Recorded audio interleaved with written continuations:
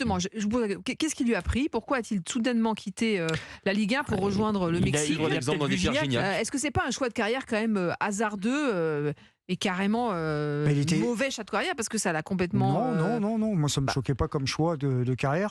Il était déjà passé par la Première Ligue. Faut le rappeler. Newcastle. Ça a été un échec. Bon, quand tu passes par Non, la mais voilà, Première Ligue, échec. Tigre, Tigresse, je sais pas. Tigresse de Monterrey. Échec.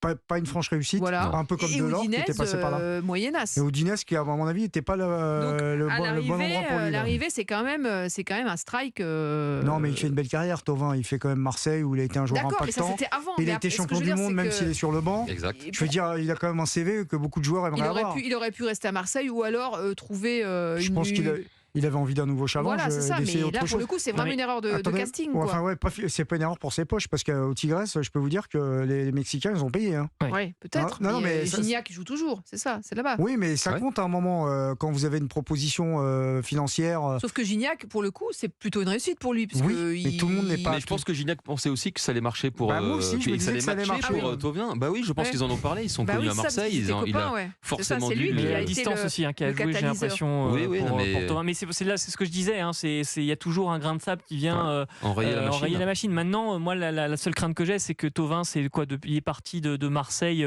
la saison après le Covid, 2021, je crois, c'est ça. Hein. En 2021. Donc ça veut dire que ça fait déjà 2 saisons pleines où il est moins bien, où il a moins montré de choses. Là aussi, il faut réussir à revenir, à remettre le pied à l'étrier, retrouver un rythme, retrouver un rythme européen.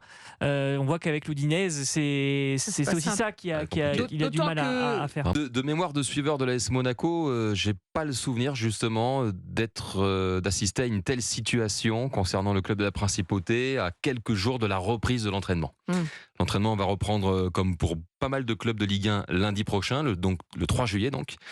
Thiago Scuro doit prendre ses fonctions samedi qui arrive, le 1er juillet. Il n'est toujours pas là.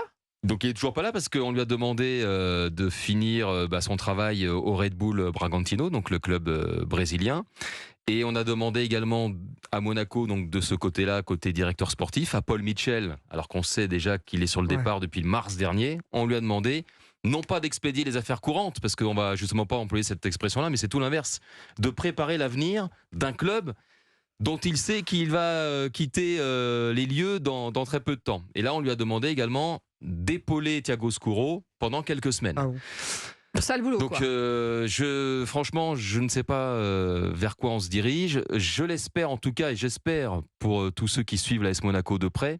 Il y a 2 hypothèses. C'est premièrement, soit c'est très malin de Paul Mitchell et Thiago Scuro de travailler dans l'ombre, de travailler depuis plusieurs semaines, de ne rien laisser filtrer, notamment concernant l'avancée de certains dossiers. Soit c'est très malin, et on va savoir tout ce qui va se passer à Monaco dans les prochains jours, une fois que Thiago Scuro sera là, et une fois qu'il y aura, j'imagine, une conférence de presse d'officialisation au total et de présentation du nouveau directeur sportif. Soit c'est très malin, soit c'est de l'amateurisme. Si on arrive à une période de l'année où on sait que normalement les transferts, les arrivées de joueurs, et a fortiori là d'entraîneurs, se préparent bien en amont, en fin de saison, la fin de saison qui vient de s'écouler, franchement, là, si on n'a pas avancé et chez les joueurs et chez l'entraîneur, je ne peux pas le croire. Je ne peux pas taxer les dirigeants de Monaco d'amateurisme, mais si on devait apprendre plus tard qu'il n'y a absolument rien de fait, eh bien, on pourra se dire, mais c'est de l'inconscience pure et dure.